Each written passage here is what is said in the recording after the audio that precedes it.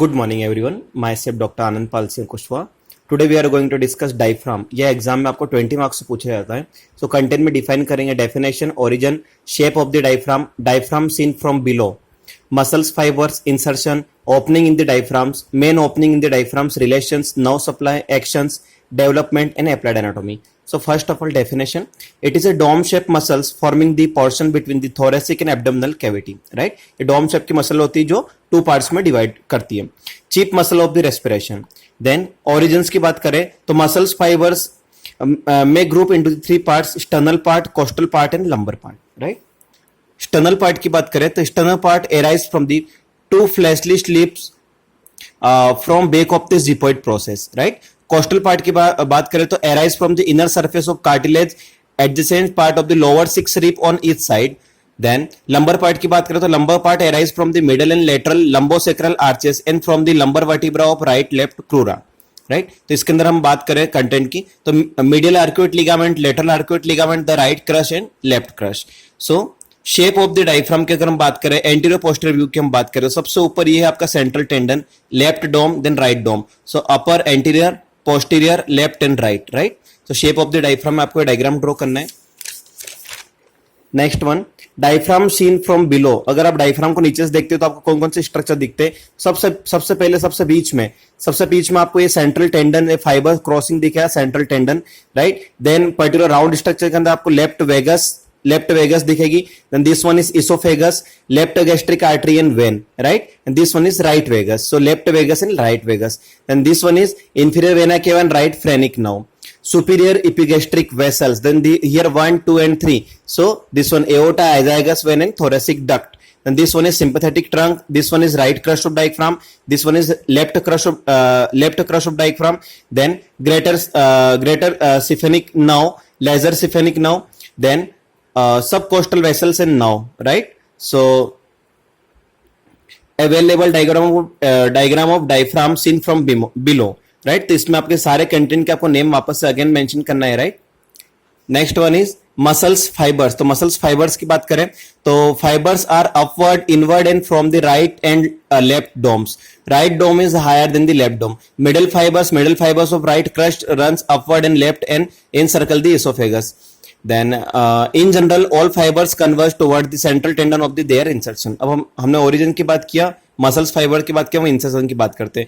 तो central tendon of the diaphragm lies below the pericardium and fused to the latter. The tendon is trilobular in shape and made up of the three leaflets: middle leaflets, right leaflets and left leaflets. Central area की हम बात करें, central area consists of four well marked diagonal bands which fan out from the central part of the decussation located in front of the opening of esophagus. Right? So insertion में three leaflets आएगा, middle, right and left. अब हम बात करें opening in the diaphragm. तो diaphragm के अंदर major opening में तीन ओपनिंग आती है: vena cava, oesophagus and aortic. तो वेना केवा की बात करें, वेना केवा सिचुएशन कहां पे रहेगी? तो at the level of T8 vertebra. Right? Then इसके शेप की बात करें तो क्वाड्रिलेटरल इन शेप रहेगा. तो इसमें कौन कौन से स्ट्रक्चर पासिंग होंगे? तो inferior vena cava, right phrenic nerve and lymphatics of liver. And इसमें इफेक्ट्स ऑफ दी कॉन्ट्रेक्शन में रहेगा, ये यहाँ पे डायलेटेशन कॉज करवाएगा. सेकेंड हम लोग बात करें एसोफेगस की तो T10 eight the level of T10 vertebra. इसमें शेप रहेगा, इलेप्टिकल शेप रहेगा. इसके अंदर से कौन कौन से स्ट्रक्चर पासिंग होते हैं? Oesophagus, gastric nerve and oesophageal vessels. और ये कौन सा मूवमेंट करवाएगा? तो कॉन्स्ट्रिक्शन करवाएगा. Third one is aortic. तो at the level of T12 vertebra. ये राउंडेड शेन शेप रहेगा. कौन कौन से स्ट्रक्चर पियर्स होंगे? तो aorta, thoracic duct and azygos vein. And इसके अंदर रेस्पिरेशन में मसल्स में कोई चेंजेस नहीं आएगा. राइट? तो हम इसमें स्ट्रक्चर की बात करें, main opening in the diaphragm में तो at the level of xiphoid process, inferior vena cava at the level of T8 vertebra, oesophagus at the level of T10 vertebra and aorta at the level of T12 vertebra. So main opening in the diaphragm. अब हम बात करें relations की तो relation में superior relation and inferior relation. Superior में pleura and pericardium, inferior में peritoneum, liver, funds of stomach, spleen, kidney and suprarenal gland. Right? Next one is nerve supply. So motor nerve supply and sensory nerve supply. Both are phrenic nerve.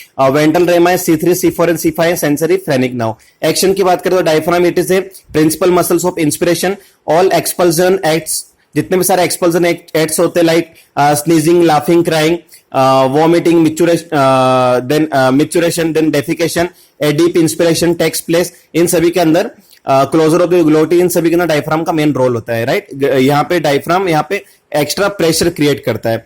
Development की हम बात करें तो diaphragm develops from the following sources. First is septum transversum from the central tendon, then pleuroperitoneal membranes from the circumferential portion of the diaphragm. Lateral thoracic vas contribute to the circumferential portion of the diaphragm. Dorsal mesentery of the esophagus from the dorsal unfed portion, right? So development की हम बात करें तो development में 1, 2, 3 and 4 sceptre ट्रांसवर्सम, प्लूरोपेरिटोनियम, lateral thoracic वाल and dorsal mesenteric of oesophagus. Applied anatomy की बात करें तो hiccup is result of spasmodic contraction of the diaphragm, right? Then shoulder tip pain, यहाँ पेन रेफर्ड होता है। irritation of the diaphragm में cause referred pain into the shoulders because phrenic and supraclavicular nerve have same root value C3, C4 and C5, इसकी वजह से यहाँ पे shoulder tip pain referred होता है। diaphragmatic hernia में भी congenital और acquired। अब congenital diaphragmatic hernia में retroexternal, then post iriolateral, posterior and central, then acquired hernia में traumatic and hiatus hernia, right? So once अगर हम इससे रिवाइज करेंगे, डायफ्राम को हमने मेंशन किया है। Definition, origin, shape of the diaphragm, diaphragm seen from below, muscles fibre, insertion, opening in the diaphragm, main opening in diaphragm, relation, nerve supply, action, development and applied anatomy. So mainly हमें इस origin में 3 part में divide करना है, external end, costal end and lumbar end, right. Then shape of the diaphragm हमें ये वाला diagram हमें ड्रॉ करना है, right. After that muscles fibre, so muscles fibre हम लोगों को यहाँ पे राइट डो मिडल फाइबर्स हमें मेंशन करना है, राइट। देन इंसर्शन में हमें 3 लिएफ्लिट्स बताना है, middle leaflets, right leaflets and left leaflets. After that हमें यहाँ पे 3 मेजर ओपनिंग बताना है, vena cava, oesophageal and aortic, right. Inferior vena cava, oesophageal and aortic. Then relations बताना है, superior relation and inferior relation. Then after that, nerve supply, actions, development and applied anatomy. Hiccup, shoulder, referred shoulder tip pain, diaphragmatic hernia, right? Thank you.